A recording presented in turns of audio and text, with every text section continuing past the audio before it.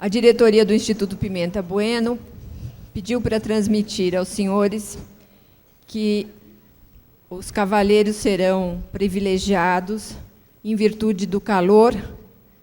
Aqueles que quiserem podem tirar seus paletós. Vamos compor a mesa nesta primeira parte, convidando para presidi-la o professor doutor Raul Machado Horta, catedrático e emérito da Faculdade de Direito da Universidade Federal de Minas Gerais. Juntamente com ele, convidamos o professor doutor Jorge Antônio Tapia Valdez, professor de Direito Constitucional, ex-ministro da Justiça e atual intendente do Governo Regional de Tarapacá, no Chile. Convidamos também a professora doutora Ana Cândida da Cunha Ferraz, livre docente desta casa, ex-procuradora-geral do Estado. Convidamos também o professor doutor Mário Midon, catedrático da Universidade Nacional do Nordeste da Argentina. Eles comporão a primeira mesa e logo após faremos um intervalo para a segunda parte.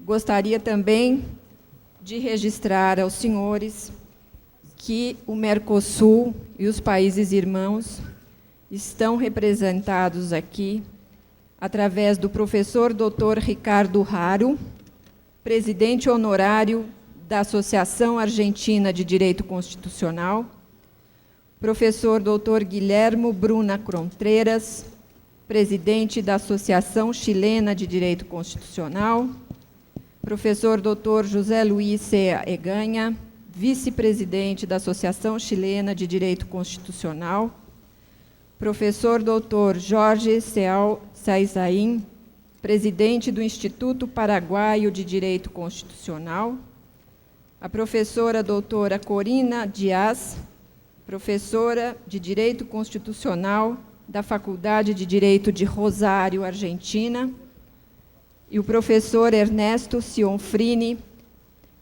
da Universidade de Buenos Aires, além de outros professores destes países. Com a palavra, o senhor presidente, professor Dr. Raul Machado Horta. Senhor professor, Dr. Manuel Gonçalves Ferreira Filho, presidente do Instituto Pimenta Bueno, coordenador geral do 9º Encontro Nacional de Direito Constitucional e do 1º Congresso de Constitucionalistas do Mercosul, que é credor de nosso reconhecimento e de nossas felicitações pelo êxito do encontro e do congresso. Senhores doutores professores da França, de Portugal, dos Estados Unidos, da Itália, do Chile, do Uruguai, do Paraguai, da Argentina, que nos honram com suas presenças e participação.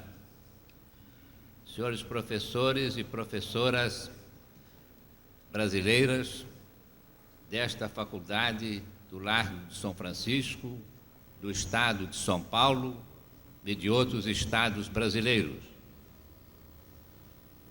Senhor ministro do Supremo Tribunal Federal, Nelson Jobim, participantes do 9º Encontro e do 1º Congresso. Constitui feliz iniciativa da Associação Brasileira dos Constitucionalistas, Instituto Pimenta Bueno, a inclusão do tema o constitucionalismo no Mercosul na agenda do 9º Encontro Nacional de Direito Constitucional e 1º Congresso de Constitucionalistas do Mercosul. embora próximos pela localização geográfica. Não é difundido em nossos círculos universitários o conhecimento sistemático do direito constitucional e das instituições políticas da Argentina, do Uruguai, do Paraguai e do Chile. É secular a tradição constitucional dos estados vinculados ao Mercosul, que dispõe de raízes no constitucionalismo do século XIX. Basta lembrar que a Constituição da Argentina data de 1º de maio de 1853, a do Chile, de 25 de maio de 1833, a do Paraguai, de 25 de novembro de 1870, e a do Uruguai, de 18 de julho de 1830. Nesse conjunto de constituições republicanas, a exceção residia na Constituição do Império Brasileiro, de 1824, que organizava o governo monárquico hereditário.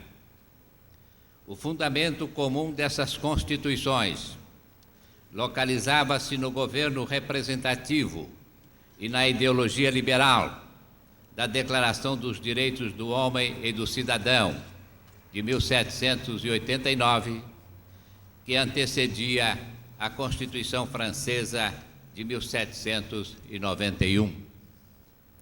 O constitucionalismo latino-americano, no qual se insere o constitucionalismo do Mercosul, que tem naquele a sua fonte e sua origem, oferece desenvolvimento acidentado, no qual as fases de calmaria sucederam as irrupções revolucionárias, os golpes de estados, as ditaduras prolongadas, que converteram os textos constitucionais em modelos de constituições nominais e semânticas, distanciando a norma da realidade que ela deveria comandar.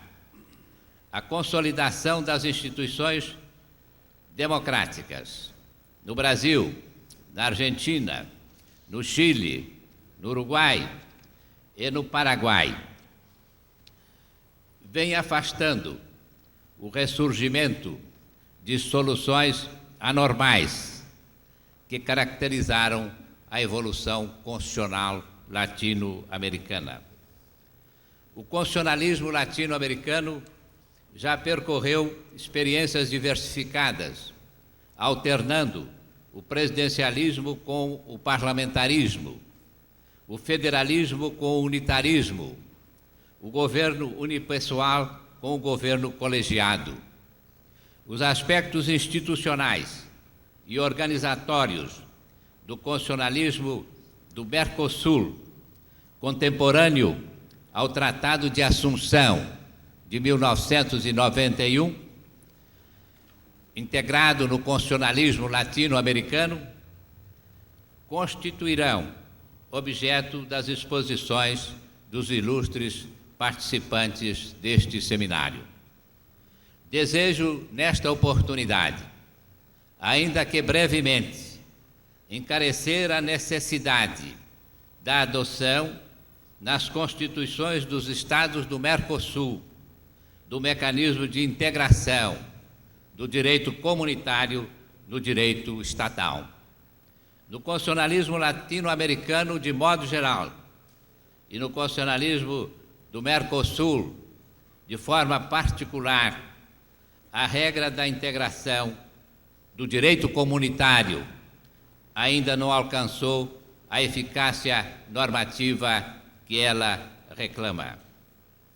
Parece-me que, no constitucionalismo do Mercosul, o texto mais avançado no momento, em matéria de integração do direito internacional amplamente no direito estatal, é o que resultou da reforma da Constituição da Argentina de 1994, no qual se reconhece a hierarquia superior dos tratados e das convenções internacionais em face das leis, conferindo a eles o mesmo relevo dos tratados de integração no plano da jurisdição supraestatal, dotados, como os tratados e convenções internacionais, referidos na Constituição, de hierarquia superior à lei. No direito constitucional brasileiro, ainda não se configurou a regra da integração do direito comunitário no direito interno. Mudança ocorreu na superação do tradicional retraimento das Constituições Federais de 1891, 1934, 1946, 1967, que se limitaram a repelir e vedar a guerra de conquista, a preconizar a adoção do arbitramento, das negociações diretas e outros meios pacíficos para a solução de conflitos internacionais. A Constituição Federal de 1988 perfilhou redação mais afirmativa, enunciando princípios reguladores das relações internacionais, entre eles o da integração econômica, política, social e cultural dos povos da América Latina, visando a formação de uma comunidade latino-americana de nações. O acesso à comunidade supraestatal, não obstante sua relevância, deixou no esquecimento a regra da integração do direito internacional, amplamente considerado, e do direito comunitário, de modo específico, no direito federal, que o direito constitucional brasileiro ainda desconhece. A regra constitucional da integração consolidará o direito comunitário e afastará o Mercosul dos conflitos que ameaçam a estabilidade e a própria permanência da comunidade. Com estas palavras, vou dar início às exposições.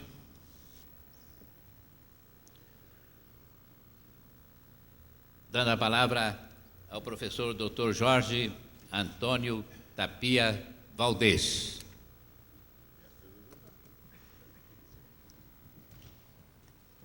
Muchas gracias, señor presidente. Es que ya almorcé. ¿Se escucha? Amigo, señor presidente de este Congreso y de varios otros que veo venir, Manuel González de Ferreira Filho, señor ministro Jobim, colegas de ¿cuántos países? No los nombro para no dejar ninguno fuera, lo cual puede ocasionar problemas. Señoras y señores, y por supuesto, dentro de ello, estudiantes. Creo que le hice comentario a Manuel ya. Me gustaría dar 2 o 3 conferencias en Brasil, particularmente en Sao Paulo, sabiendo que uno tiene auditorios de 1.000 o 1.500 personas como esta tarde aquí, y luego volver a Chile y decir que es la proclamación política de mi candidatura. Porque realmente, se los digo, alentándolos a mantener esa actitud, en países que tienen aún población mayor que Brasil, no es habitual ver en este tipo de foros, en este tipo de eventos, esta cantidad de interesados.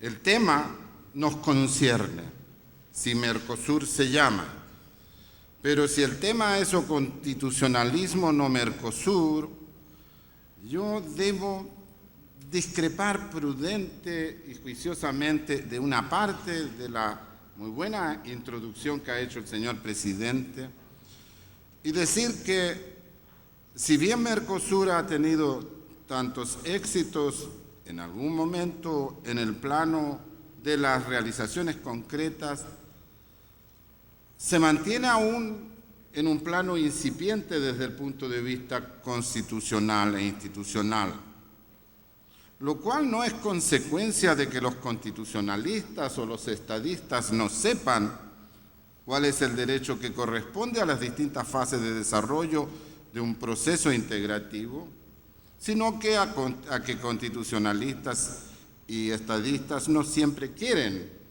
caminar de la modo y con la velocidad que desde fuera y aún desde dentro se pudiere desear. Honestamente hablando en términos constitucionales, avanzamos muchísimo más en materia de profundización, de constitucionalismo de la integración en el marco del llamado Pacto Andino, que se ha cambiado varias veces de nombre, que se ha neoliberalizado, pero que sigue siendo en el plano latinoamericano el conjunto de instrumentos que mayor perfección alcanzó en términos de institucionalidad jurídica, al punto de no solo tener mecanismos de solución de controversias, sino haber pensado en un momento en instalar una corte, sin dejar de mencionar el hecho de que efectivamente en el ánimo de sus creadores, que eran los estados andinos en ese entonces, también Chile incluido, existía el firme propósito de otorgar con velocidad a las resoluciones o decisiones de los organismos del pacto carácter supranacional, en el sentido de o en la medida que esas disposiciones, una vez adoptadas, deberían entrar a regir de modo inmediato en algunas materias en el territorio de los respectivos estados miembros, sin necesidad de procedimientos adicionales de incorporación de la norma comunitaria en el derecho interno. Los invito a ver lo que en derecho se analizó en los años 70 sobre todo, fines de los 60 y fines de los 70, y encontrarán desde el punto de vista metodológico al menos, y desde el punto de vista de estándar para medir los avances de nuestro Mercosur, permítanme ya empezarlo a llamar así, los avances o retrocesos que Mercosur tiene. Dado que, discúlpenme y no crean que es arrogancia, al contrario, a lo mejor porque no estoy preparado para entrar al análisis de fondo de dogmática jurídica, me voy por el lado de los fundamentos sociopolíticos. Dado que no creo todavía realmente interesante plantear ante este selecto y gran auditorio el análisis de tipo dogmático jurídico, caer en taxonomías de uno u otro carácter, quiero hacer un aporte que ustedes tienen la libertad de rechazar en un aspecto que, sin embargo, el mercado común del sur, precisamente por su carácter incipiente y por la flexibilidad institucional, un hecho que una estudiosa cientista social de Sao Paulo ha hecho notar, la gran flexibilidad institucional, por cierto, de Mercosur frente a la rigidez institucional que tuvo el Pacto Andino, lo que fue una de las causas de su virtual fracaso. Digo, en ese marco tan flexible es posible aún agregar ideas y plantear desafíos que pudieran, en el momento en que esto se institucionalice, ser consideradas. Y tal vez es el momento de hacerlo. Y por eso, en vez de estar yo ahí, debía estar un listado de temas que van a indicar cómo quiero desarrollar una exposición que se llama Un Mercosur a 3 niveles.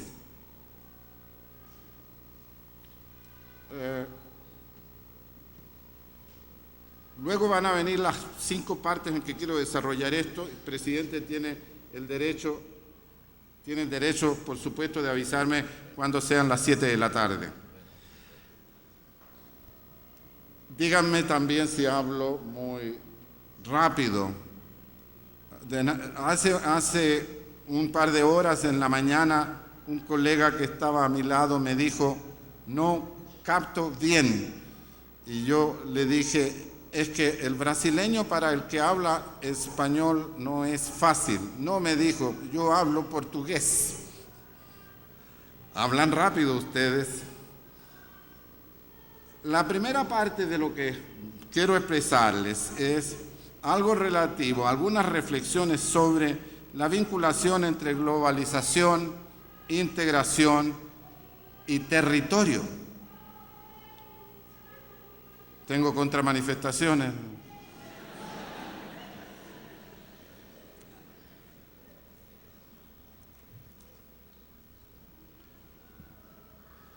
Voy a tener que dar por supuesto que ustedes manejan una serie de conceptos,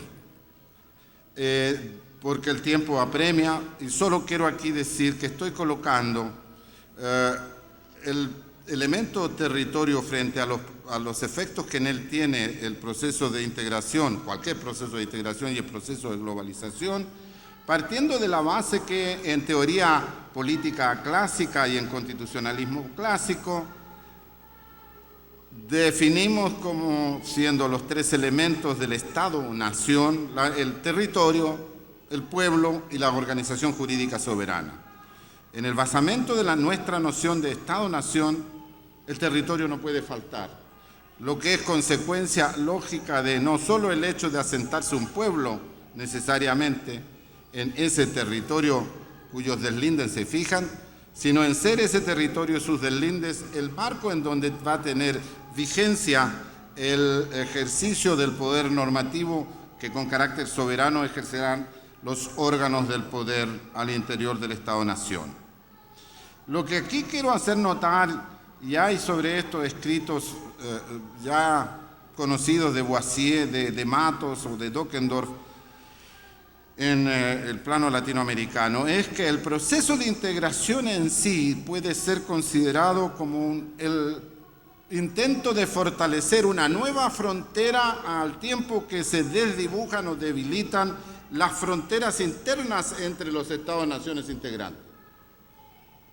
Y esto no es solo un decir, un hablar, en la medida que el derecho de que se trate empiece a adquirir carácter comunitario y en la medida que la institución integracionista pasa del plano de lo intergubernamental al plano de lo supranacional, efectivamente hay una modificación territorial, aunque nada se diga, porque el ámbito de vigencia, de aplicación directa de las normas ha cambiado radicalmente.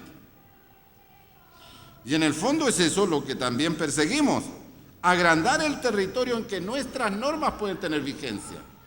Solo que para lograrlo recurrimos al novedoso mecanismo descubierto sobre todo en la Europa post-Segunda Guerra Mundial de integrarnos, de ceder partes de soberanía a cambio de ampliar nuestro territorio de acción, lo cual supone recursos naturales y mercado.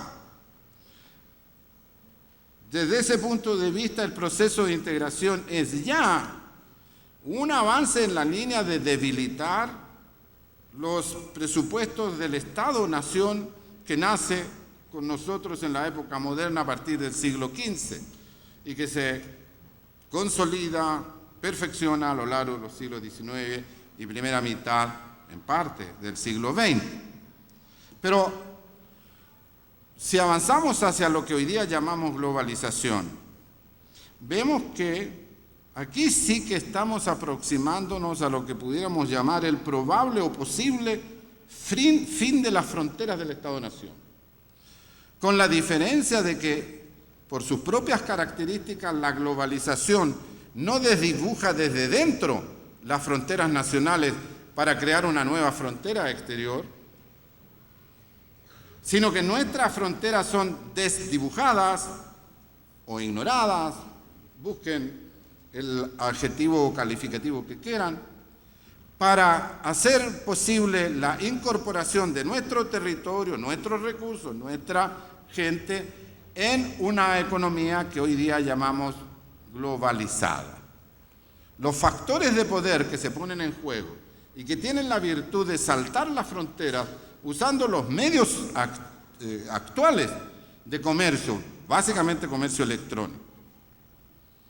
No son ya más estados-naciones, son grandes consorcios, son grandes compañías, son grandes conglomerados. El poder se ha privatizado también y se ha transnacionalizado, el proceso que concluye hoy día en la etapa de globalización, cuyas características no tenemos tiempo de analizar. Hay entonces, conclusión de esta primera parte, un efecto clarísimo de los procesos de integración primero y sin duda de los procesos de globalización, aunque con fuentes distintas, en lo que consideramos territorio y fronteras, en términos clásicos. Y eso tiene una importancia práctica directa en lo que se refiere al ámbito de vigencia de las normas o al origen de las normas que entran en vigencia, muchas de las cuales en el caso de la globalización son producto de contratos o convenios entre particulares y que sin embargo tienen un efecto regional y sobre la gente. Paralelamente, vemos que la globalización ha acentuado una tendencia que pudiéramos llamar el lado democrático del proceso, hacia intensificar la unión entre pueblos, lo cual quiere decir no entre gobiernos. Aquí entra a jugar desde un ángulo distinto del que normalmente hemos usado para el análisis el principio de subsidiariedad. Recordemos que los que nos inscriben desde el ángulo de la globalización, y todos lo hemos hecho, yo mismo he usado la expresión más de un par de veces, introducen esta idea: think globally, act locally. Pensemos, tengamos nuestras visiones con relación a un mundo que es globalizado, un hecho que constatamos y que no podemos modificar, y sin embargo, actuemos dentro de ese mundo globalizado localmente, solo que tomando en cuenta la modificación que se ha producido en la economía capitalista, en el sistema capitalista. Desde ese punto de vista, el actuar localmente significa que empezamos a transferir al menos parte de los procesos de toma de decisión hacia los ciudadanos. Los ponemos lo más cercano posible a los ciudadanos. Aquí juntan fuerzas dos procesos que, si no se examinaran con cuidado, pudieran parecer muy diferentes y hasta antagónicos. De algún modo, en relación con esta devolución estoy castellanizando un término inglés, devolution, de facultades a las bases sociales, privatización y descentralización pueden ser lo mismo o al menos jugar el mismo efecto. Hemos dicho y se dice que para modernizarnos la economía se privatiza y el Estado se descentraliza. ¿No es así? Y cuando lo decimos, estamos diciendo también que dejan de estar las decisiones en esas materias al nivel del Estado central, aún el Estado federal, pero central, y queremos que vayan al plano local o regional o de la empresa, en la medida que al perder injerencia en el manejo de la economía, el Estado central, las decisiones, a veces importantísimas y que afectan a miles y miles de personas, pasan al plano de la gerencia respectiva, del directorio respectivo. Estos dos hechos, las modificaciones de la concepción de territorio y la introducción del principio de subsidiariedad, que nos indica que el Estado debe dejar de hacer aquellas cosas que en el orden local y en el nivel local se pueden hacer y lograr bien o mejor. Está de algún modo empezando a hacerse presente en el ámbito del Mercosur. Y lo digo así con énfasis para hacer notar que quiero presentar este caso como uno en el que no se sobrepone o no antecede la teoría a una situación práctica o de facto, sino que al contrario, se nos está generando una situación de hecho. Hay un proceso empíricamente comprobable que está ahí, que debemos comprobar y que arroja como conclusión o que debe arrojar el que tomemos ciertas decisiones en el plano constitucional y en el plano del derecho internacional, sobre todo de la integración. Hay el desarrollo de una integración ultrafronteriza. Nosotros conocemos la idea de integración fronteriza que nos parece natural y muy acotada. Cada vez que tenemos una frontera va a haber un comercio, un tráfico de mercaderías y personas de uno a otro lado. Pero lo que yo estoy señalando es que el proceso que se produce hoy día va mucho más allá del ámbito de los fronterizos y empieza a abarcar regiones o subregiones completas. Lo tenemos presente en el noroeste argentino, que ha institucionalizado sus contactos con estados brasileños como Santa Catarina, por ejemplo.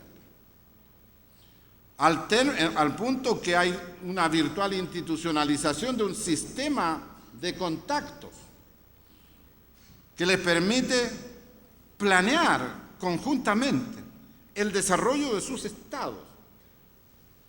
En el norte de Chile tenemos un fenómeno similar que abarca todo el norte de Chile, particularmente la primera región, todo el occidente de Bolivia que comprende La Paz, Cochabamba y Santa Cruz, y el sur del Perú, que aunque no está en el marco del Mercosur, obviamente a través de esa integración subregional puede acceder vía Chile y Bolivia, hoy día socios del régimen especial, pero mañana seguramente Chile, y con toda seguridad Chile, miembro pleno del Mercosur, servirán de canales también a Perú, pero también en el norte tenemos el NOA, o el noroeste argentino, con Salta, Jujuy, Tucumán, integrado con el norte grande de Chile, que comprende dos enormes regiones, riquísimas en materiales mineros, pero además llena de corredores bioceánicos y puertos que son la salida natural de toda la producción del occidente de Bolivia, del noroeste argentino y del propio Paraguay. Hay otros ejemplos. Cuyo y Mendoza, por tanto, tiene un fuerte lazo con la quinta región, o Valparaíso, en Chile. Y más al sur hay una fuerte alianza entre Neuquén, un rico estado, y la octava región, probablemente el sector o la región más industrializada de Chile, que además dispone de muchos otros recursos.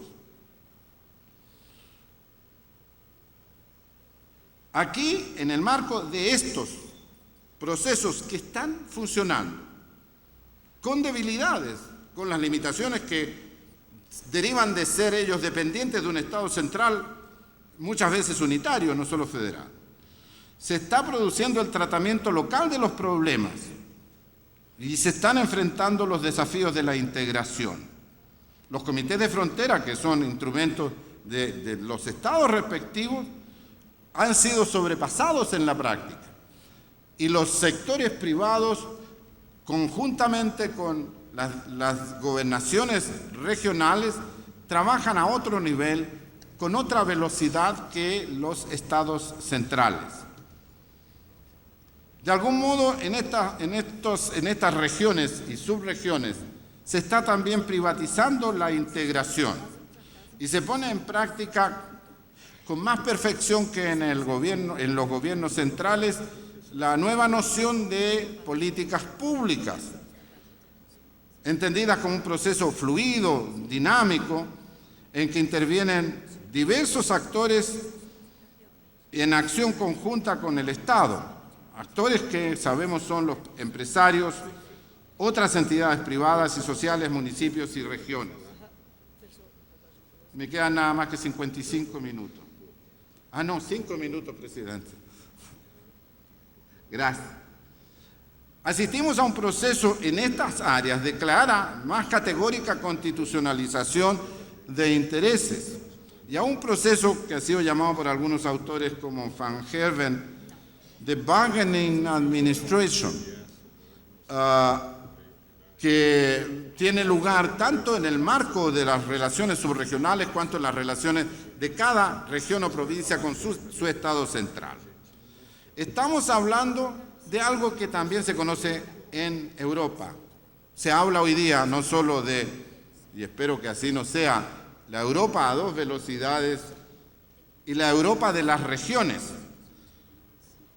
En Alemania, que es un Estado federal, como sabemos, los Länders han tratado de compensar la pérdida de poderes que se produce debido a la transferencia de atribuciones a la Unión, a los organismos de la Unión Europea, por medio de lograr o ganar más influencia en el nivel europeo. Un fenómeno totalmente nuevo.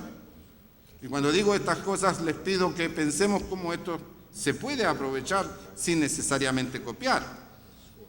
El año 92 se modificó el artículo 23 de la Constitución alemana para permitir una verdadera participación de los Länders, es decir, las regiones alemanas, o provincias alemanas, o estados alemanes, en los procesos de toma de decisiones de la comunidad.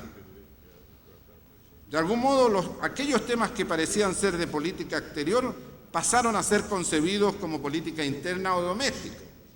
Las Cortes alemanas han desarrollado el concepto de la responsabilidad del gobierno federal en cuanto a servir de trustee o agente de confianza de los Länder. Se manifiesta una tendencia aquí a equilibrar la federalización dentro de la Unión Europea, un proceso que se puede desarrollar también al interior del Mercosur, con más descentralización dentro de los Estados miembros. Se está por eso hablando de Europa a 3 niveles, el de las comunidades y sus órganos, el de los estados, naciones, y el de las regiones, comunidades o Länder. En el Tratado de Maastricht se marca una nueva fase en el proceso de crear una unión cada vez mayor entre los pueblos, no entre los gobiernos, entre la gente, logrando que las decisiones sean tomadas lo más cercano posible a los ciudadanos.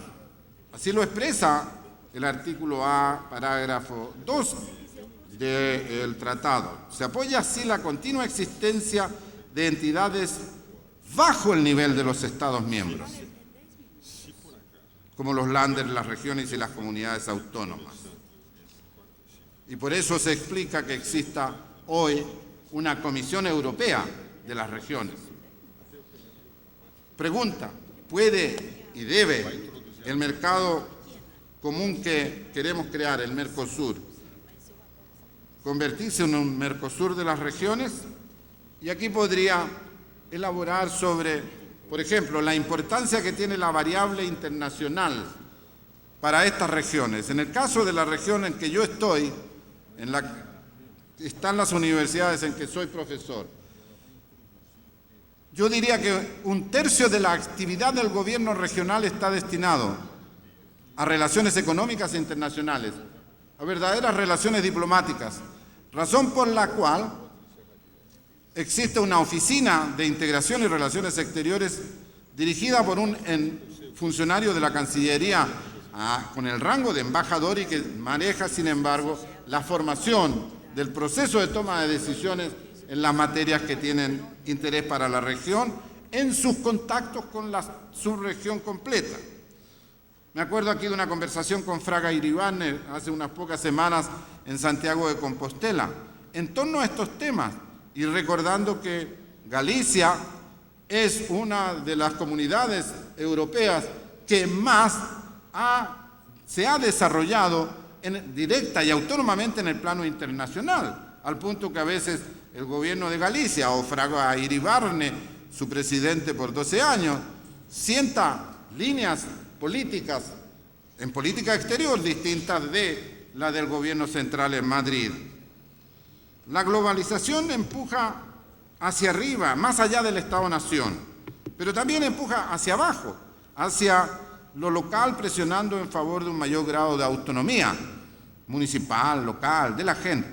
Al mismo tiempo presiona hacia los lados y produce nuevas regiones y alianzas que pueden traspasar las fronteras nacionales.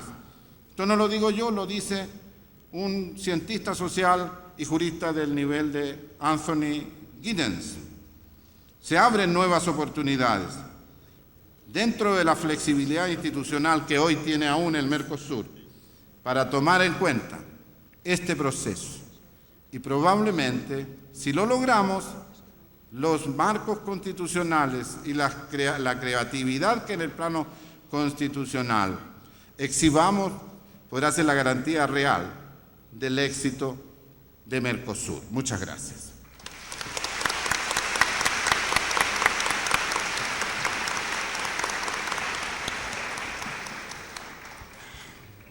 Gracias por el extra tiempo. Em nome da coordenação, eu renovo ao eminente professor, Dr. Jorge Antônio Tapia Valdez, os agradecimentos pela sua presença neste seminário e pela profunda exposição que acabou de fazer nos 3 níveis do Mercosul e estabelecendo as relações entre globalização, Mercosul, princípio da subsidiariedade e o Mercosul.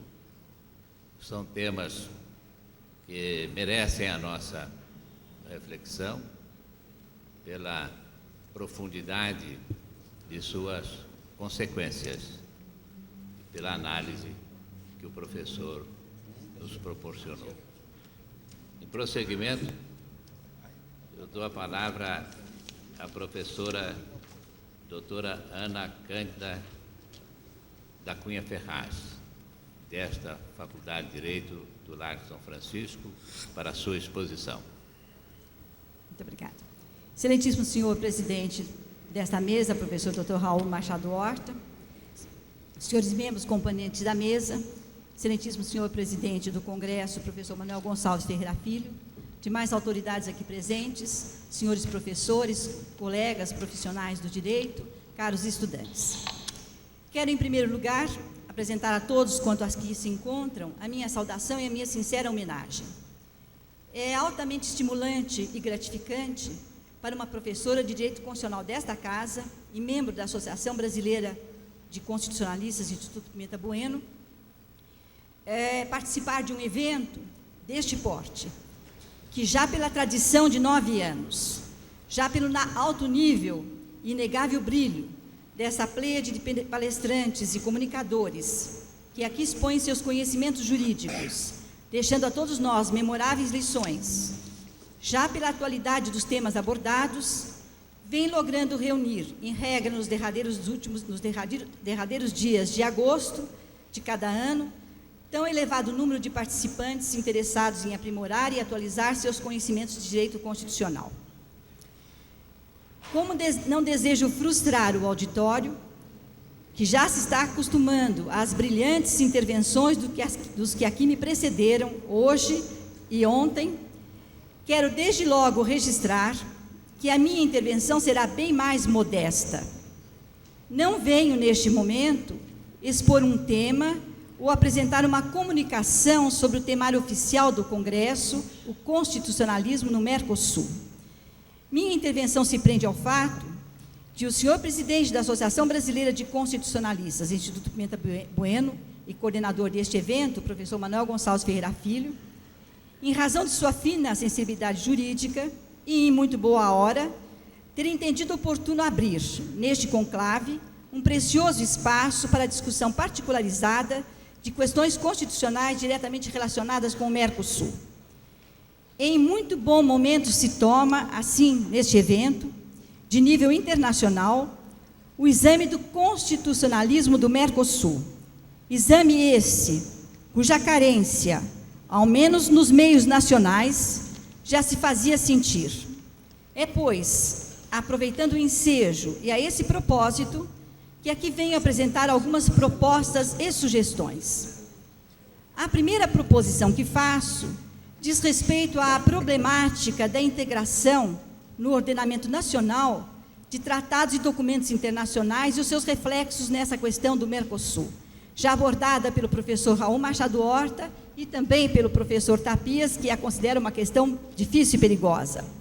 Trata-se, na verdade, de uma questão delicada, difícil, complexa e muitas vezes controvertida, e que, a meu ver, constitui a solução-chave para o real cumprimento das resoluções e acordos firmados no âmbito do Mercosul e, principalmente, para a consolidação efetiva desse novo organismo latino-americano.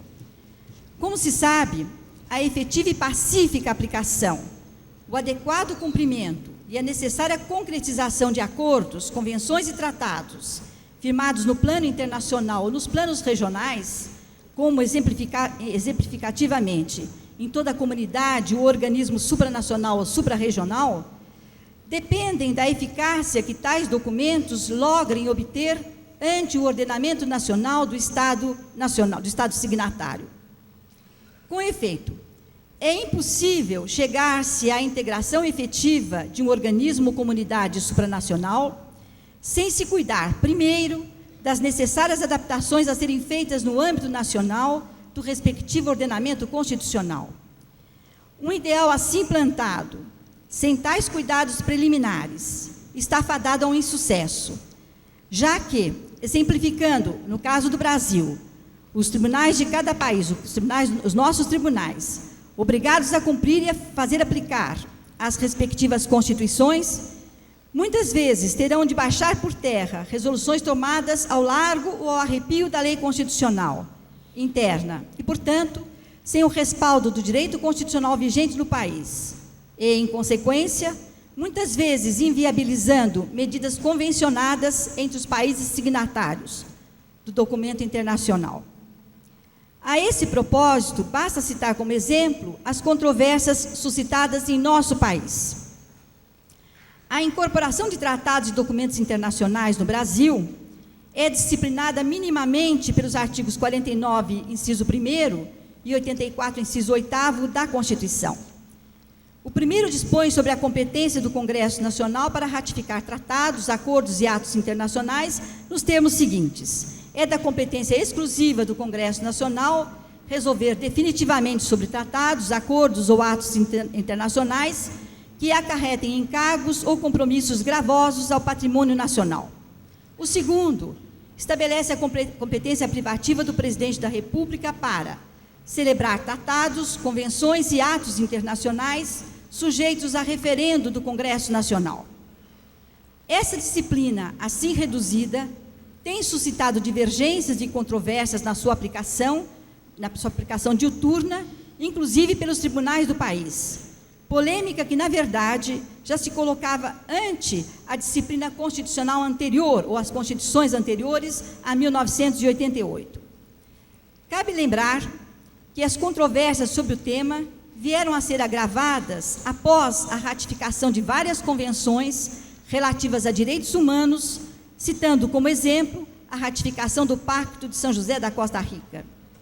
Registre-se, para maior clareza sobre o tema, que a controvérsia em torno da aplicação dessa regra e a questão da integração ao ordenamento pátrio de tratados, convenções e documentos internacionais de um modo geral, agravou-se a partir da Constituição de 1988, especialmente no que respeita aos tratados de direitos humanos fundamentais e, mais precisamente, ante as disposições contidas no artigo 5º, parágrafo 2º, que estabelece: os direitos e garantias expressos nesta Constituição não excluem outros decorrentes do regime e dos princípios por ela adotados ou dos tratados internacionais em que a República Federativa do Brasil seja parte. A propósito da aplicação desse texto, no que concerne especificamente aos tratados de direitos humanos, duas correntes se formaram. De um lado, a corrente autodenominada de internacionalista, que entende, ante as disposições estabelecidas no parágrafo 2º do artigo 5º citado, que os tratados de direitos humanos têm a hierarquia de norma constitucional, avançando alguns ao afirmarem que, por força desse comando constitucional, os tratados de direitos humanos independem de ratificação do Congresso Nacional. Desta sorte, ante tal interpretação, ao menos com relação aos tratados de direitos humanos, repita-se, a simples assinatura do presidente da República dispensaria a ratificação do Congresso Nacional e teria ela própria, de modo unipessoal e unilateral, o condão de introduzir no sistema pátrio norma constitucional ex novo, capaz, portanto, de se integrar ao texto normativo constitucional, de modificar normas constitucionais existentes e eventualmente contrárias ao tratado, com as consequências decorrentes sobre o direito infraconstitucional. Em outras palavras, o Tratado sobre Direitos Humanos, segundo esta corrente, constituiria verdadeiro processo informal de mudança da Constituição, a despeito de não estar previsto como tal nas expressas disposições do artigo 60 da Constituição brasileira, que disciplinam a elaboração de emendas à Constituição. A outra corrente, denominada em contraposição à corrente dos constitucionalistas, claro que nem todos os internacionalistas pertencem à primeira e nem todos os constitucionalistas à segunda, ao revés, na esteira da jurisprudência dominante do Supremo Tribunal Federal, entende que os tratados internacionais, de modo geral, ante as disposições citadas, não configuram processo formal de mudança da Constituição, não conduzem normas que alcancem no direito brasileiro a hierarquia de norma constitucional, não podem, de per si, alterar normas constitucionais vigentes, revogando-as, modificando-as, ampliativa ou restritivamente. Destarte, nesta linha, incorporados ao direito interno, mediante decreto legislativo do Congresso Nacional, e publicados através de decreto presidencial, integram o ordenamento com força hierárquica de lei infraconstitucional. Por óbvio, esses dois posicionamentos enfrentam, na dinâmica constitucional pátria, graves e delicados problemas práticos, que por ora não vem ao caso examinar. Basta lembrar que eles existem. Aliás, não cabe nesse momento alongar a discussão sobre o tema, que aqui é tomado apenas para exemplificar a tormentosa questão que a incorporação de atos internacionais acarreta ou pode acarretar para a efetiva implementação de organismos supranacionais. Esta matéria constitui-se, portanto, questão de altíssima relevância para o efetivo sucesso da implantação de qualquer organismo ou comunidade supranacional. Não seria demais lembrar que questões desta índole foram enfrentadas pela União Europeia, conforme observa Capelletti e como também registram ilustres constitucionalistas europeus, tais como os professores Jorge Miranda, Gomes Canotilho e Louis Favoré, em suas magistrais obras de direito constitucional, membros, aliás, participantes deste congresso, questões que levaram muitos estados da comunidade europeia a alterar as respectivas constituições para facilitar a recepção do direito comunitário europeu. Aliás, bem observa a tal respeito a ilustre ministra do Superior Tribunal de Justiça da província de Mendonça, Aida de Carlucci, quando demonstra como a questão da força e validade das normas do direito comunitário está umbilicalmente ligada à força e validade que o tipo de integração das normas supranacionais recebem no ordenamento dos Estados convenientes. Certamente, pelo que se pode avaliar, a problemática da incorporação dos tratados ao direito interno é fundamento necessário para a efetiva consolidação do Mercosul, sendo razoável admitir-se que prováveis controvérsias a esse respeito tenham surgido nos estados signatários do Tratado de Assunção e mesmo no Chile, cuja palavra brilhante acabamos de ouvir pelo professor Tapia. É certo também, e vale lembrar apenas como exemplo, que outros estados latino-americanos já cuidaram do tema, como ocorre com a Argentina, mencionada pelo professor Raul Machado Horta, que pela reforma constitucional levada a efeito em 1994, já enfrentou a questão, alterando sua Constituição relativamente ao modo de incorporação de certas classes de tratados, entre os quais os celebrados entre estados latino-americanos e os tratados internacionais de direitos humanos, conforme se depreende do artigo 75, incisos 22 a 24, principalmente. Ante a reforma citada, como certamente melhor dirá os ilustres constitucionalistas aqui presentes, os tratados, de um modo geral, têm hierarquia superior às leis infraconstitucionais. E os tratados de direitos humanos podem ter a hierarquia de norma constitucional, desde que aprovados mediante um procedimento reforçado, assemelhado quanto ao quórum ao procedimento estabelecido para a reforma constitucional. A esse propósito, apenas como ilustração, a ordem hierárquica do direito argentino, proposta por Badeni, citada por Sylvia Williams, nos seus estudos sobre a reforma constitucional de 1994, seria a seguinte: a Constituição Nacional, em primeiro lugar; em segundo, os tratados sobre direitos humanos aprovados pelo Congresso com o voto de 2/3 da totalidade dos integrantes das duas câmaras; terceiro, os tratados de integração; 4, os demais tratados internacionais e, por fim, em quinto lugar, as leis do Congresso argentino. Que efeitos produziram tais alterações no direito interno? Foram solucionados os problemas decorrentes da assinatura de tratados de integração no Mercosul? Claro está que, a respeito dessas questões, também melhor dirão os constitucionalistas argentinos. O que se coloca aqui, repita-se, é apenas para enfatizar a relevância da questão da incorporação dos tratados internacionais nos estados signatários do Tratado de Assunção e pelos estados latino-americanos, tal como o Chile, agora também interessados na integração desse organismo regional. Assim, ante tudo isto, parece-me que seria altamente oportuno, se a esse propósito se pudesse fazer refletido estudo sobre providências a serem tomadas pelos estados interessados, que, se não forem uniformes, ao menos pudessem ser compatíveis e se mostrassem adequadas para a solução interna nacional dessa problemática questão.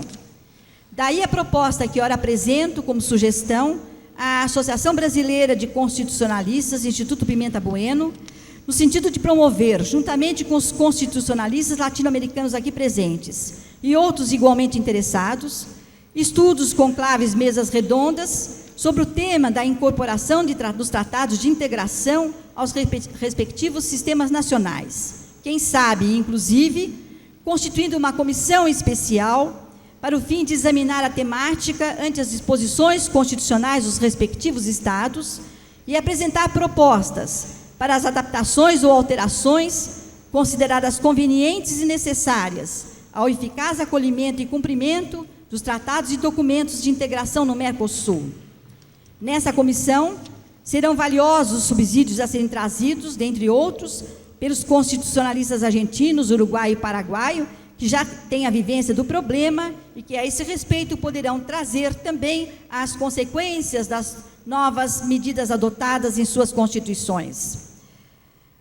As duas propostas seguintes são extremamente singelas no seu enunciado, ainda que, a meu ver, constituam relevante tema para a análise do constitucionalismo no Mercosul e dos constitucionalistas aqui presentes.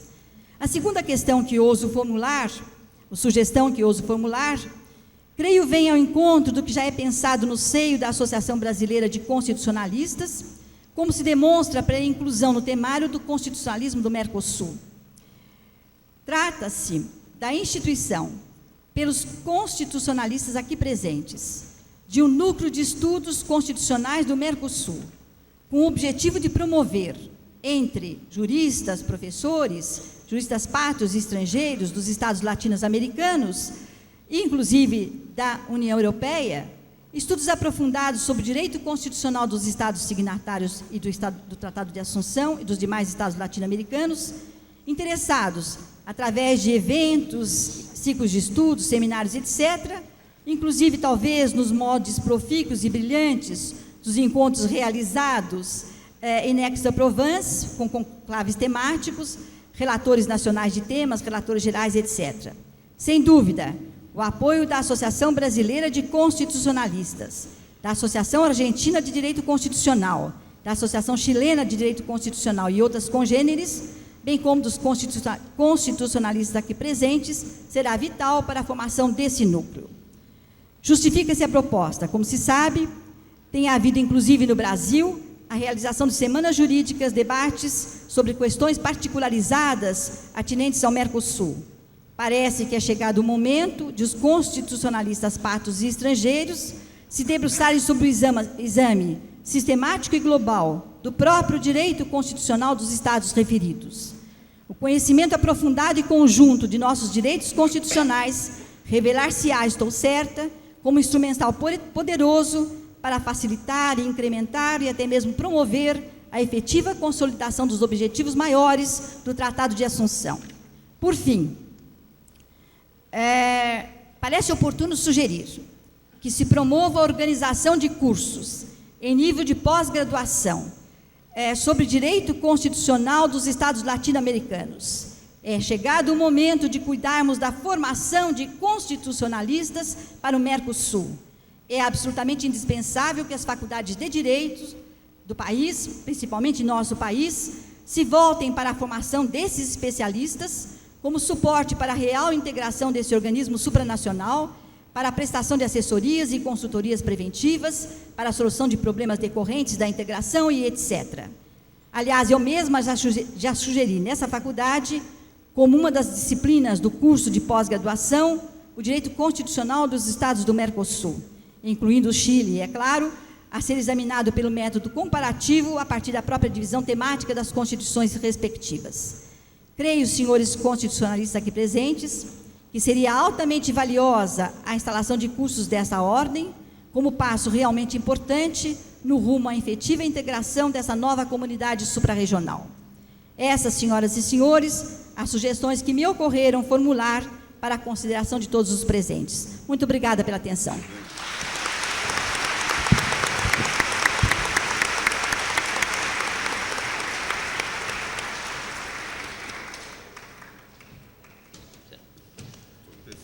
Eu agradeço a exposição tão brilhante e rica de sugestões que acaba de fazer a professora Ana Cândida da Cunha Ferraz. As suas propostas merecerão as atenções necessárias para que possamos concretizar os estudos que a integração está reclamando no Brasil. Em prosseguimento, eu dou a palavra ao professor Dr. Ives Ganda Martins para a sua exposição. Eminente professor Raul Machado Horta, eminente professor Manuel Gonçalves Ferreira Filho, coordenador e incentivador maior de todos esses eventos de encontro de constitucionalistas de todo o mundo, eminentes professores presentes, os que estão à mesa e todos aqueles que nos circundam. Após a palestra da professora Ana Cândida, parece-me que a questão dos tratados foi absoluta e corretamente perfilada. Uma pequena colocação de natureza pessoal leva a uma meditação de natureza constitucional não relevante para o tema, mas que só faço para que isto fique para a reflexão dos senhores. Em dois momentos, a Constituição fala sobre tratados internacionais. Na aprovação ad referendum do Congresso, assinatura pelo Presidente da República, e na resolução definitiva pelo Congresso Nacional, portanto, nos artigos 84 e 49, inciso 1. E não mais cuida da forma de um tratado internacional ganhar vida jurídica. Tenho para mim que, se a Constituição só em 2 momentos fala sobre a veiculação do tratado internacional, que o tratado aprovado pelo presidente ad referendum, e sempre que o Constituinte usa a expressão ad referendum, dá uma vida provisória a ser confirmada ou não, como acontece, por exemplo, nos estados de sítio ou nos estados de defesa, a evidência, nós já temos uma vida provisória a ser resolvido definitivamente pelo Congresso Nacional. E a própria utilização vocabular de que compete ao Congresso Nacional resolver definitivamente, numa homenagem à inteligência dos constituintes, e de que não são analfabetos, resolver definitivamente é dar vida definitiva a um tratado. De tal maneira que, para mim, é uma posição extremamente pessoal, o decreto legislativo já dá vida, dentro do direito interior, independente do decreto presidencial, sequer cogitado na Constituição, aquilo que foi acordado pelo presidente. É uma posição pessoal que deixo para a reflexão dos senhores e provocado pela brilhante palestra da professora Ana Cândida.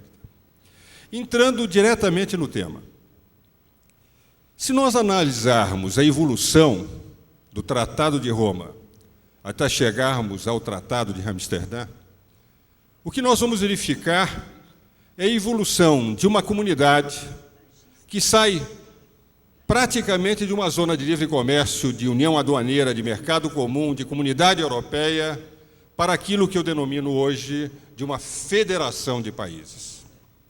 Para mim, não há uma confederação de países na União Europeia, mas uma federação de países que, a partir do direito constitucional de cada um dos 15 países, abriram mão de sua soberania para que órgãos supracomunitários, e em matéria comunitária, com força maior do que o direito interno, fazer prevalecer as decisões do interesse daquele espaço europeu.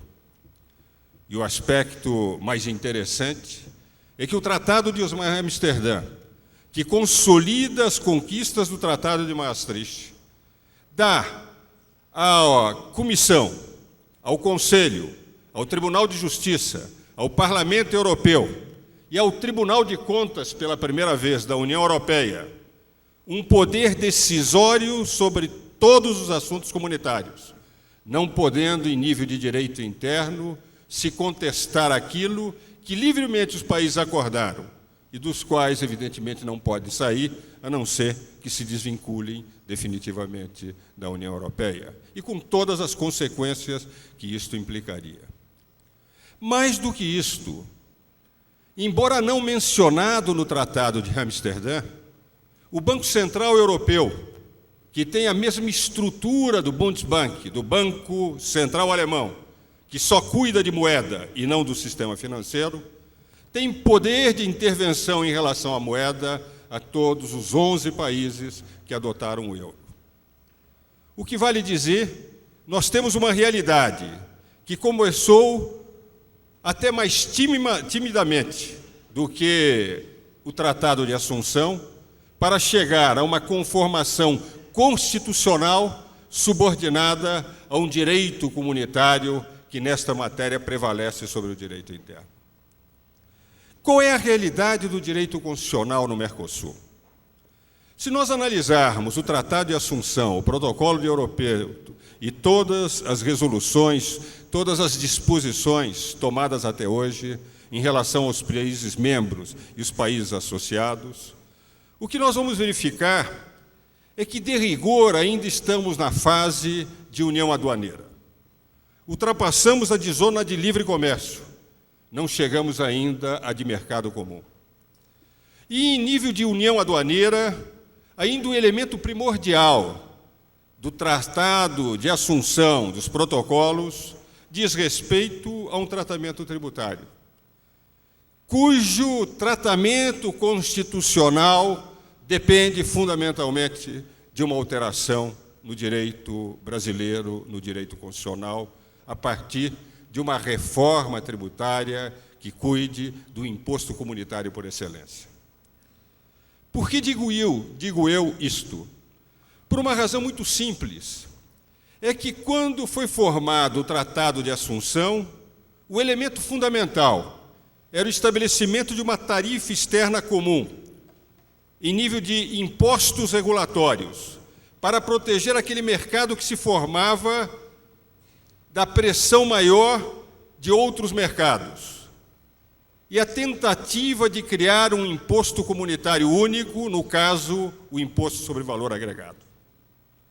Se os senhores examinarem a estrutura da União Europeia, a União Europeia só tem um único imposto comunitário, já que as tarifas aduaneiras representam tarifas comuns de proteção daquele mercado para os 15 países, que é o Imposto sobre o Valor Agregado. Há um regime jurídico único. Os países comunitários, os 15 países comunitários, criaram porque é exatamente o regime que permite que as mercadorias circulem entre os países comunitários, gerando direitos de compensação e pela adoção do regime de destino entre esses países, solucionando, facilitando o livre comércio de algo que foi no passado, não uma União Europeia, mas apenas um mercado comum europeu. No Brasil, na Argentina, no Uruguai, no Paraguai,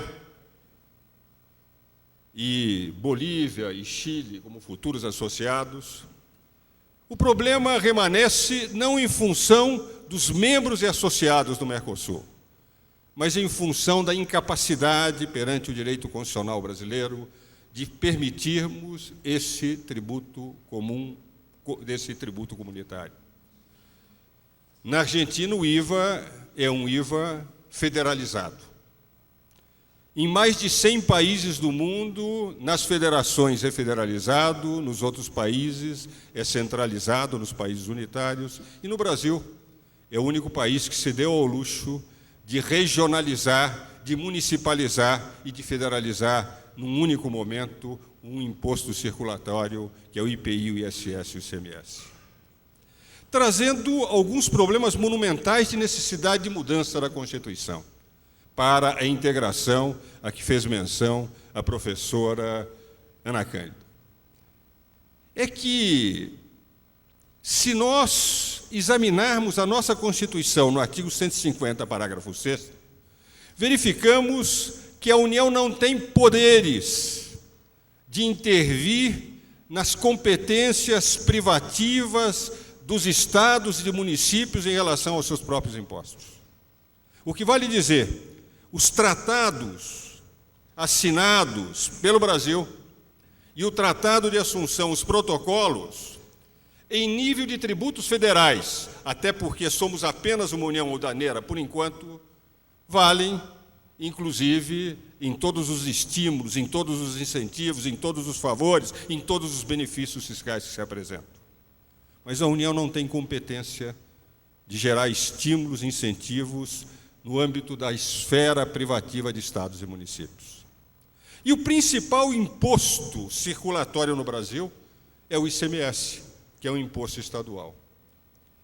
Fizemos, há 3 anos atrás, com presença de eminentes ministros dos tribunais superiores, inclusive em congresso aberto pelo ministro Moreira Alves, um simpósio exclusivamente sobre os problemas tributários constitucionais do Mercosul, a nível de direito brasileiro, em nível de direito brasileiro. E, nas conclusões finais, chegando-se à conclusão de que, sem reforma constitucional, a União não pode, em matéria de incentivos, por força do artigo 150, parágrafo 6º, negociar incentivos que são da exclusiva competência de estados e municípios. Até porque a própria jurisprudência, como apresentou a professora Ana Cândida, do Supremo Tribunal Federal, não como ocorre na Argentina, em que o tratado ou naquelas constituições que surgiram depois do Mercosul, como também a Constituição do Paraguai, uma hierarquia superior à legislação ordinária. No Brasil, tratado internacional tem nível de legislação ordinária, exceção feita no que diz respeito a direitos fundamentais, onde minha posição, professora Ana Cândida, por força do artigo 5º, parágrafo 2º, no que diz respeito a direitos humanos, efetivamente, o parágrafo 2º tornou cláusulas imodificáveis da Constituição aquilo que o Brasil assinou. E nem precisaria, porque direitos fundamentais são direitos naturais. O julgamento de Nuremberg, quando condenou-se inúmeros nazistas dos 44 casos, condenaram sem nenhuma legislação que justificasse, a não ser o próprio direito natural, que cabe apenas ao Estado reconhecer e não criar, porque é inerente a cada ser humano. Mas os tratados sobre direitos fundamentais, a meu ver, são tratados, cláusulas pétreas imodificáveis, são cláusulas de direito natural, e esses não têm a hierarquia que se pretende dar de legislação ordinária aos demais tratados firmados pelo Brasil. Ora, se tem esta hierarquia por uma concepção pretoriana, e se a Constituição não dá aos estados e municípios a possibilidade, à União, a possibilidade de gerar acordos que possam implicar estímulos, nós temos uma União Europeia, uma União Aduaneira ainda claudicante, ainda sofrendo de uma poliomielite constitucional, que evidentemente dificulta uma integração maior. E creio que a tentativa do governo federal, quando mandou o projeto de emenda constitucional número 175, na chamada reforma tributária, que quando surgiu o 8º projeto do secretário Everardo Maciel, dizia eu para uma emissora de televisão, que ao ler o 8º eu estava esperando o 9º, tal a má qualidade do 8º projeto de reforma tributária.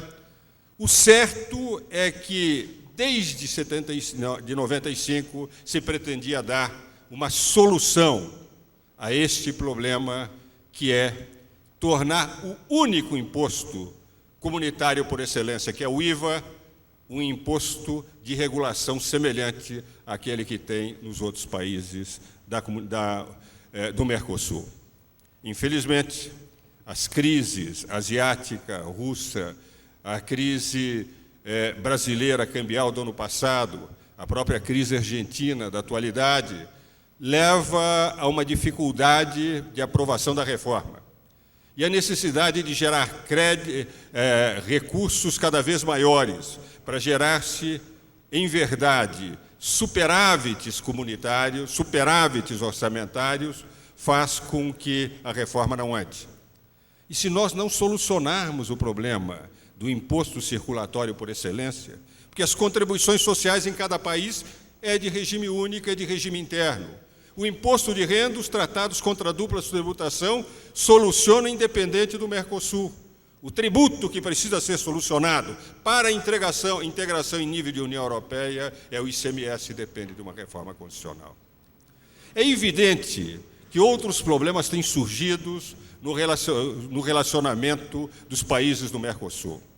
Agora mesmo, nós temos tido problemas com a Argentina de interpretação da força dos tratados internacionais, em relação a frango, em relação a autopeças, problemas, entretanto, periféricos, porque independe de uma regulação maior, que é esta regulação constitucional.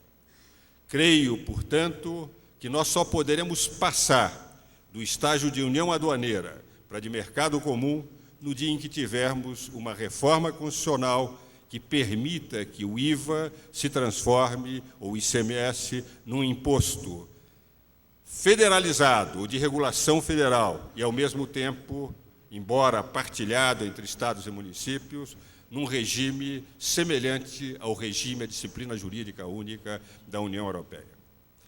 Para terminar essa exposição, para também não ficar além do tempo que os demais oradores utilizaram, eu gostaria de tecer rápidas considerações sobre a minha visão do Mercosul. A União Europeia evoluiu de uma forma lenta, segura, e hoje os 15 países deverão, num futuro próximo, absorver toda a Europa, inclusive os países do EFTA, Suécia, Noruega, etc. Nós estamos também a este caminho. E eu entendo, nada obstante as crises, as dificuldades de relacionamentos decorrentes das crises que o Brasil e os países da América do Sul passam em função da globalização da economia. A UNCTAD, no fim do ano passado, declarava que a globalização permitiu uma grande exportação de empregos da América e dos países emergentes para os países desenvolvidos. Enquanto os Estados Unidos progridem em taxas de 3,5% a 4% ao trimestre, nós que precisaríamos progredir em taxas de 7% ao ano, estamos satisfeitos porque poderemos chegar a uma taxa de desenvolvimento da ordem de 3,5%. É evidente que a melhor forma de se poder enfrentar, em nível de globalização de economia, as forças dos grandes mercados, ou dos 3 grandes polos econômicos, que são o polo asiático com o Japão, a União Europeia e os Estados Unidos, é criarmos um espaço latino-americano de integração em que a discussão com os nossos parceiros maiores, pelo menos, sejam menos corrosivas e deletérias.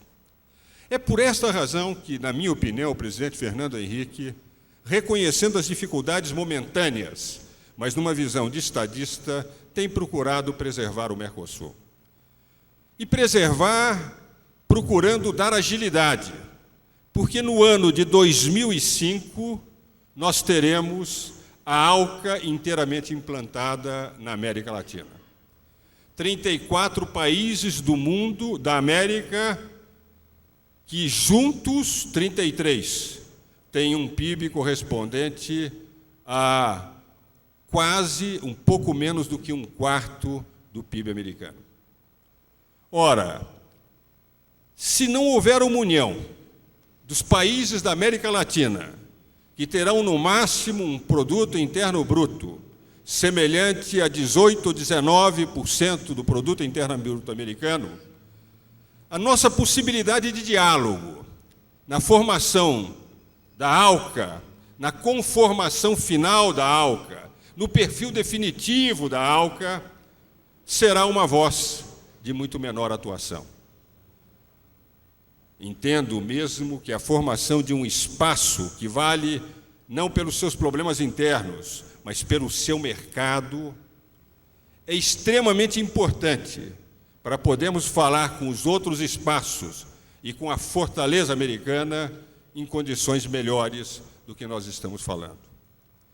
E esta visão é extremamente relevante, na medida em que os Estados Unidos, desde que o Mercosul se lançou, através do presidente Clinton e, ultimamente, desta secretária de nome quase impronunciável, que é a secretária do Comércio Exterior, a secretária Barcheski, ela faz questão de mostrar que não interessa o Mercosul, porque nós devemos ser uma única comunidade de 34 países, sem uma comunidade dentro da própria comunidade da ALCA.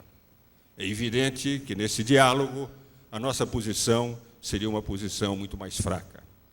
Então, numa visão mais de estudos antecipatórios e menos do estudo imediato, considero extremamente importante, absolutamente relevante, não só a preservação do Mercosul, nada obstante das suas crises, não só a adaptação das constituições dos países que ainda não se adaptaram e que poderão se integrar ao grupo, ao Cone Sul, dos países latino-americanos, para que nós possamos chegar com maior força de diálogo. Porque estou convencido, isso foi declarado na reunião de Bangkok desse ano, com um mea-culpa do ex-presidente, do ex-diretor-geral do fundo, Candace, quando dizia que o Fundo Monetário tinha errado muitas vezes em relação aos países em desenvolvimento. Mas mais do que isso, que a globalização da economia fortalecer os fortes e não necessariamente fortalecer os fracos, de que haveria necessidade de modificar esta ordem econômica mundial. É evidente que ela só se modifica quando se ganha densidade de discussão e uma fortaleza, menos em relação ao PIB atual, mais em relação à potencialidade do mercado que a América Latina pode apresentar. Esta é a razão que, nada obstante, os problemas que vejo e que são muito grandes, não só venho de um congresso em Buenos Aires, na Universidade Austral, em que se discutiu integração tributária latino-americana, há 2 semanas atrás, em Buenos Aires, e vejo as crises que ainda temos que enfrentar no Brasil e nos outros países, estou convencido que quem tem visão para o futuro terá que lutar para que possamos evoluir para o mercado comum, eventualmente para uma união latino-americana, e que isto é vital para que sobreviva a nossa cultura, a nossa forma de ser latino-americano em nível de dignidade nas relações com as nações mais fortes. Era o que eu tinha a dizer.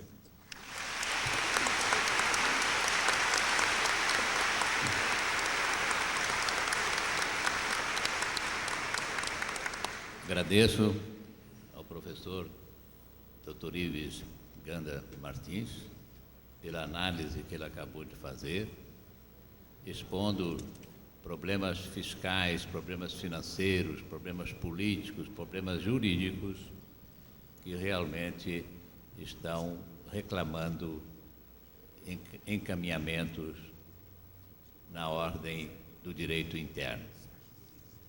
Em prosseguimento, eu dou a palavra ao professor Dr. Mário Midon, que é titular de Direito Constitucional de Faculdade de Direito da Argentina. Com a palavra.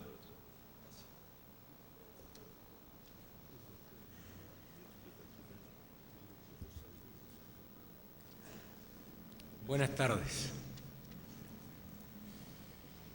Naturalmente que ponderamos la capacidad organizativa de quienes han instrumentado exitosamente este 9º Encuentro Nacional de Derecho Constitucional y primer Congreso de Constitucionalistas del Mercosur.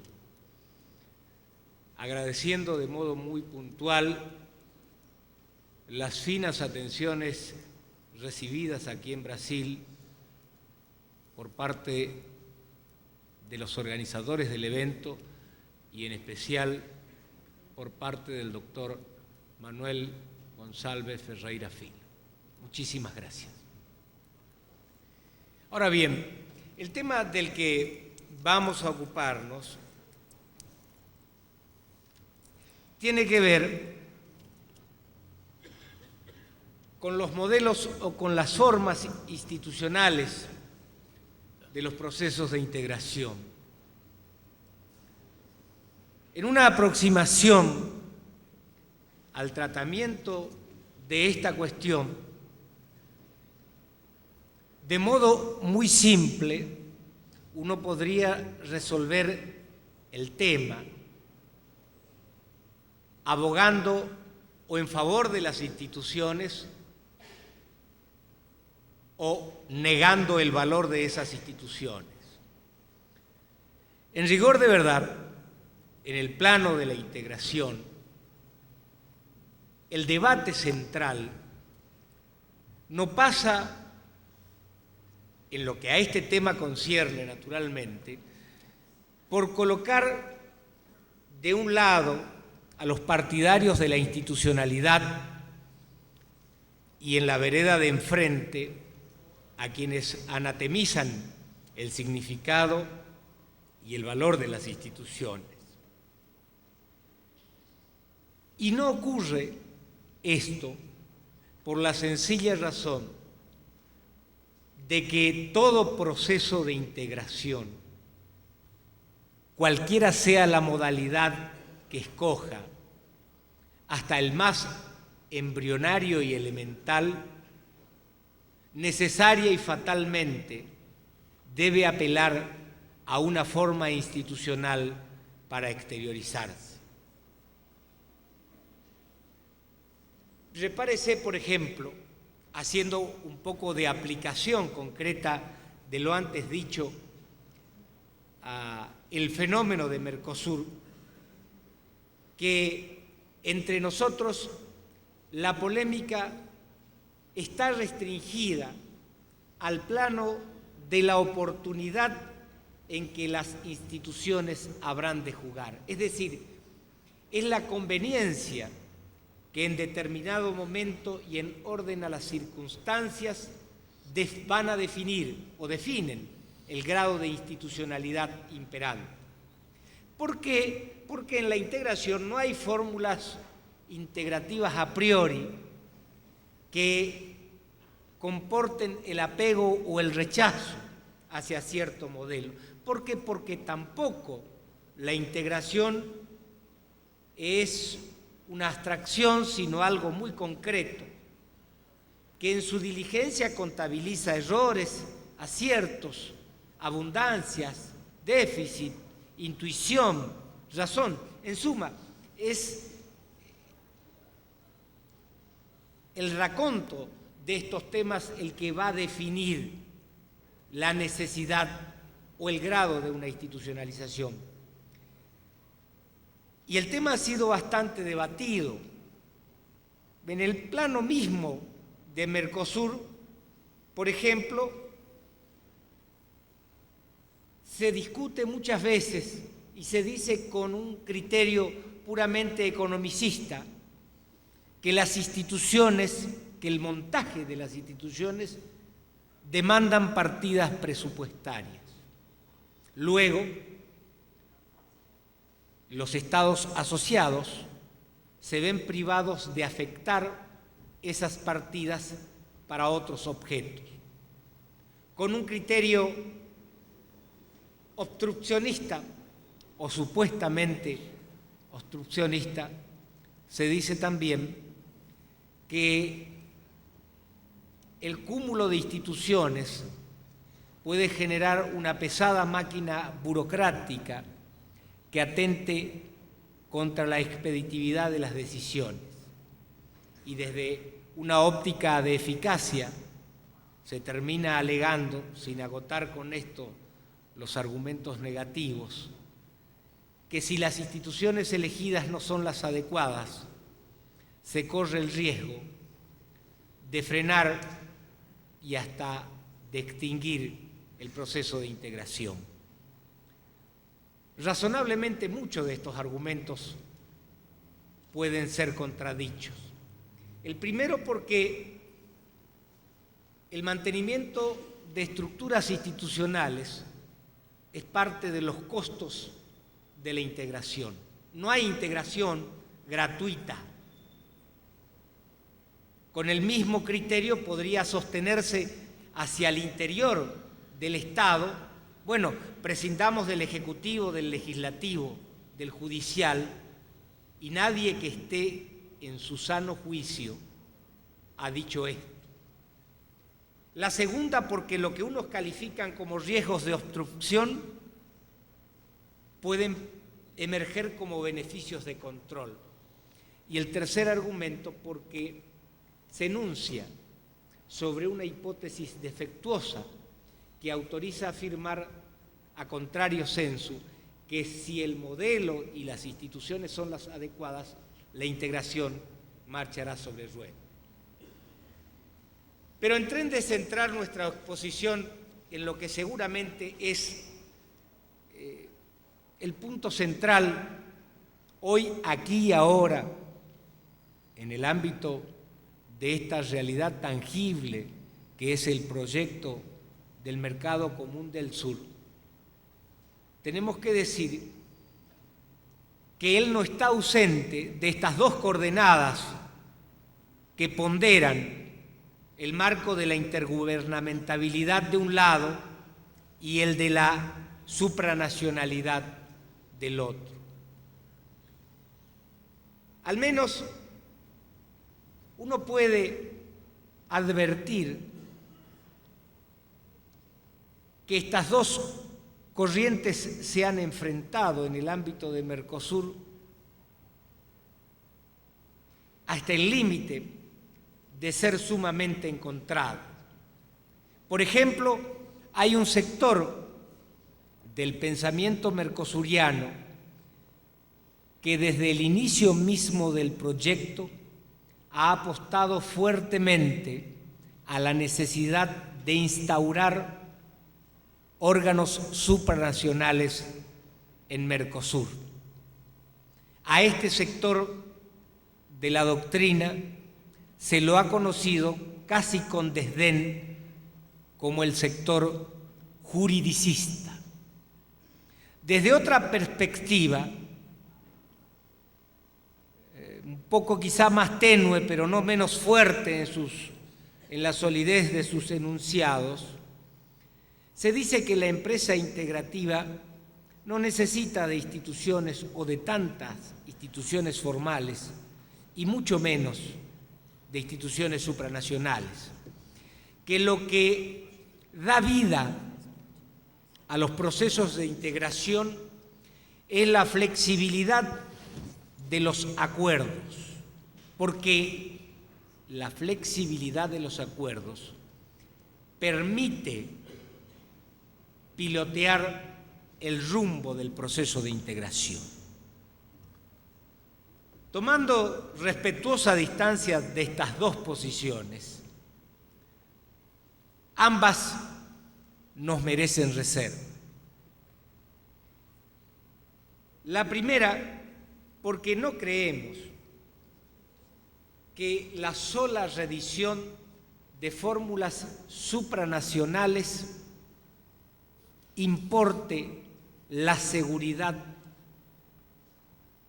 de la realización del proceso de integración.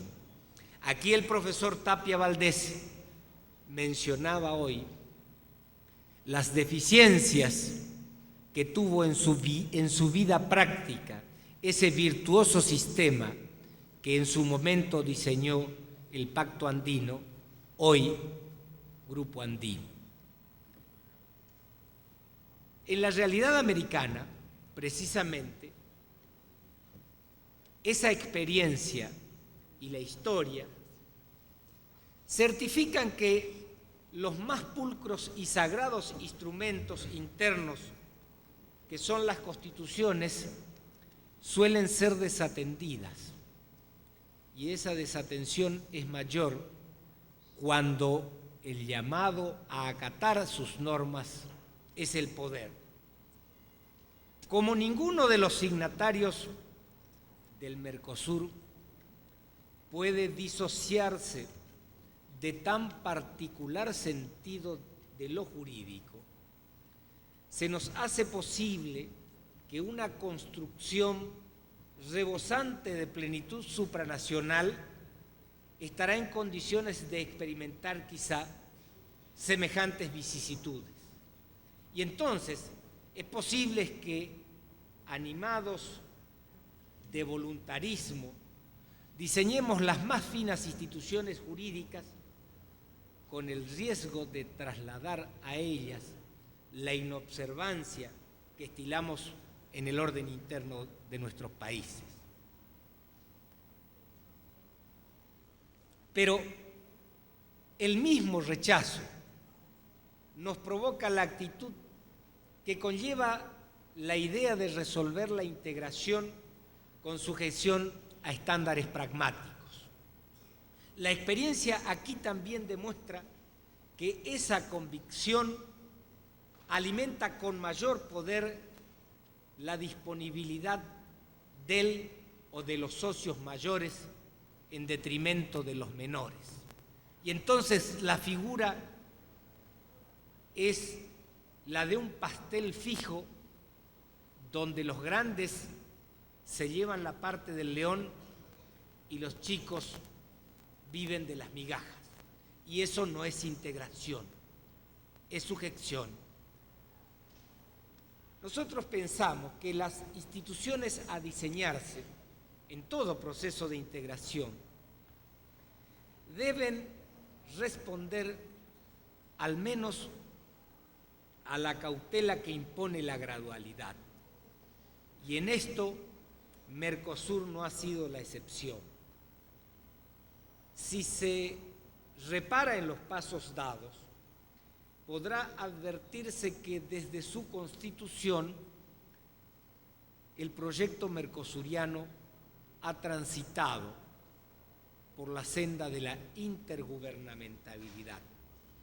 Y resulta explicable que ese proceso de integración realizado a comienzos de la década del 90 por países que todavía se hallaban cautivos o cuasi cautivos de la seguridad nacional, en un escenario donde la común preocupación tenía que ver con el incremento de la capacidad bélica del vecino o la política de fronteras por él adoptada, fuera la intergubernamental. Pero si esta determinación fue virtuosa en su momento, no puede decirse lo mismo y no puede abogarse por su mantenimiento en la hora actual, cuando Mercosur es marca registrada a nivel mundial. Yo creo que es imperioso reformular el sistema institucional de Mercosur en consonancia con la hora actual. Y la nueva etapa organizacional debe empezar en Mercosur por el área de la justicia. Todos los que aquí estamos somos abogados y los que no lo son aspiran a serlo. Y somos abogados para servir a la justicia. Y los estudiantes que están aquí vienen a aprender el derecho para algún día servir a la justicia. Desde esta perspectiva, donde hoy Mercosur ofrece déficit y hasta el perfil grave de una sociedad desjudicializada, es en este segmento. Todos sabemos que desde la firma del Protocolo de Brasilia se ha encargado el quehacer de administrar justicia a un complejo sistema de árbitros, donde los envíos y reenvíos, el indispensable consenso de todos los socios para resolver y la ausencia de garantías para obtener el cumplimiento del decisorio ratifican lo tedioso de un procedimiento que parece orientado más que nada a impedir la instrumentación por los potenciales interesados. Si es cierto, como que lo es, aquello de que las instituciones se justifican en orden a la utilidad que brindan, el Protocolo de Brasilia que ha instrumentado este sistema parece más bien próximo al desencanto que a la ilusión. ¿Por qué? Porque la estadística en 7 años de vigencia torna notorio que se han dictado solamente 3 laudos en el curso del último año. ¿Qué explicación, nos preguntamos, tiene esta figura? ¿Cuál es la razón de semejante déficit? Claro, desde una perspectiva ingenua, el profano podría colegir: Mercosur es el reino de las maravillas. Los hombres y mujeres que aquí vivimos honramos los compromisos y los deberes. No necesitamos de jueces para resolver nuestros diferendos. Pero claro, bastará dar vuelta a la página para advertir que el candor de ese espectro es apenas una fantástica alucinación, porque en este proceso de integración, como en cualquier otro, se suceden desencuentros. Los estados y los particulares no somos ángeles. Necesitamos de tribunales y de jueces que nos impongan la senda del derecho cuando infringimos la normativa vigente. Y en presencia de este dato, lo que ha ocurrido es que los estados, conocedores de la trama del protocolo, han rehusado apelar a él. Prefirieron las negociaciones directas antes que sujetarse al albur de un difícil procedimiento a cuyo término todavía es posible que el vencido o el derrotado, en función de lo establecido en este protocolo, se niegue a cumplir la orden o el mandato de los árbitros y el vencedor deba hacer todo lo posible para convencerlo de que cumpla.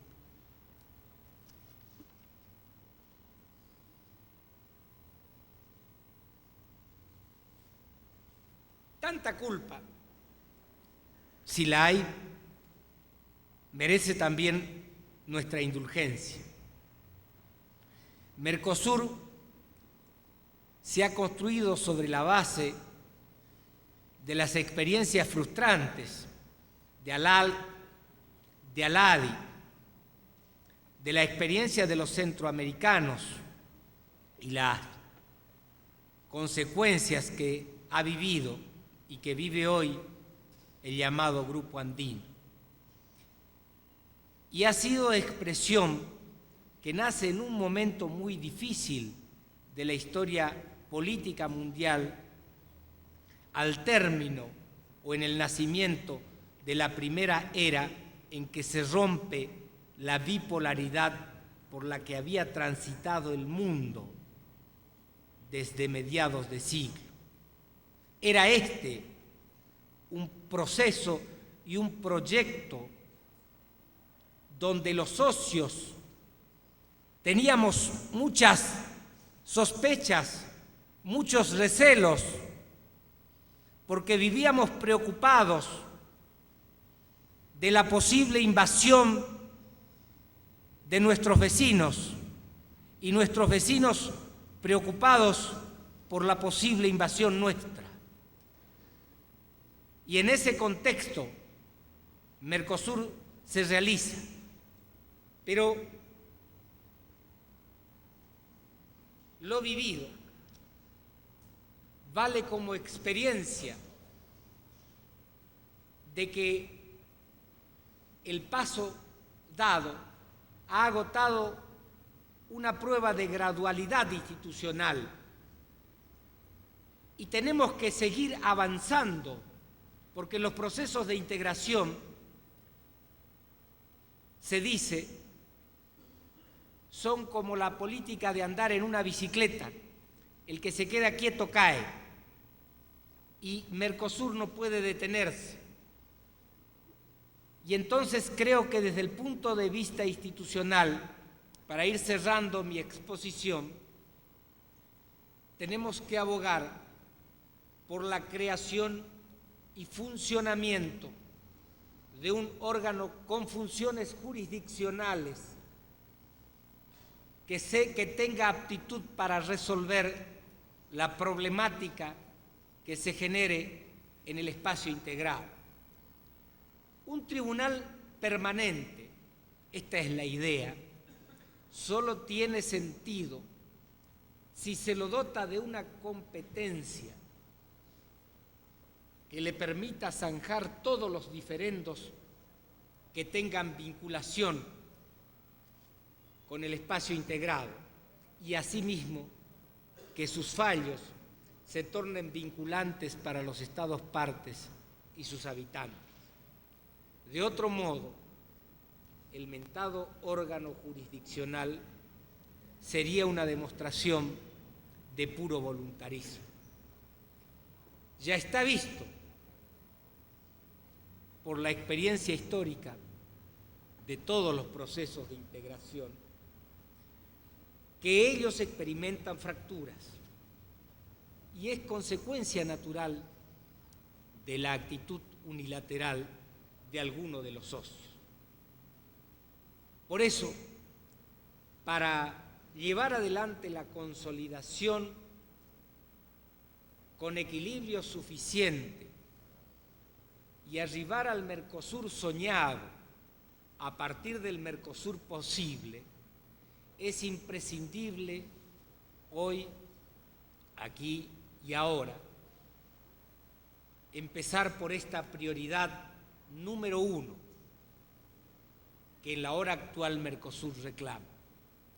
Los anhelos para profundizar la integración, creo, dependen de tan crucial paso.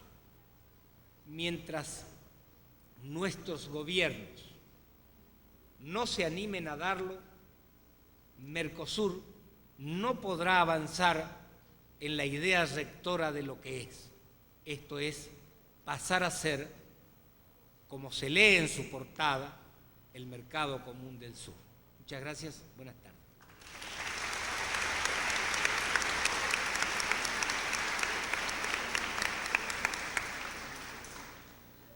Em nome do coordenador geral, renovo agradecimentos ao professor Dr. Mário Midon, titular de Direito Constitucional da Faculdade de Direito da Universidade Nacional do Nordeste, na Argentina, pela sua presença nesse seminário e pela exposição que acabou de fazer sob o ângulo da integração, sua forma institucional de realização, os projetos de integração, a gravidade da integração, como ele próprio deixou explícito, não há integração gratuita.